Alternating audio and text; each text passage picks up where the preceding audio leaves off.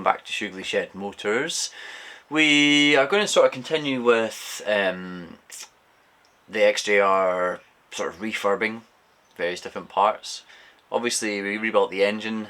The engine is all wrapped up to keep it nice and clean while I do the rest of this work, because I obviously have put a lot of time and effort into making that engine look perfect and I really don't want to mess it up now. Frame and a bunch of other parts are away to get powder coated. Hopefully get them back in a couple of weeks. And then also I've sent the fork stanchions away to fill pots, to pitted forks down south. They have been a great supporter of mine in the past, and again are going to chrome these forks for me. It's a hard chrome process they do, so it's super durable and it's probably the best finish you can get on chrome motorbike fork stanchions, basically. Today in particular we're going to look at the crusty starter motor and the crusty alternator. Interesting, this bike has an alternator, not a reg rec, which is quite cool, a bit more like a car. The alternator and starter motor function fine, so all I really want to do is a bit of cosmetic refresh to these things, and I also am going to replace the starter motor brushes, just because while I have it apart it's easy to do that and it's worthwhile kicking a bit of extra life into that starter motor. Right, first things first, let's take the starter motor to bits. Two main bolts here and the housing should come apart.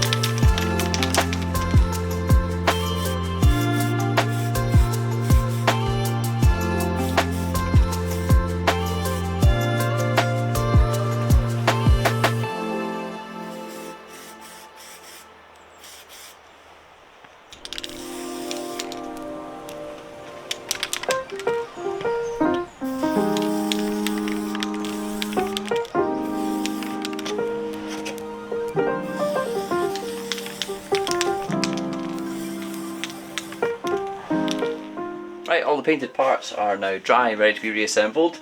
So I'm going to throw the starter motor together first. First thing I'm going to do is get a little bit of metal polish, clean this up a little bit before I put it all back together, and then I need to also replace the carbon brushes. Aside from that, it should all go back together relatively easily, so yeah.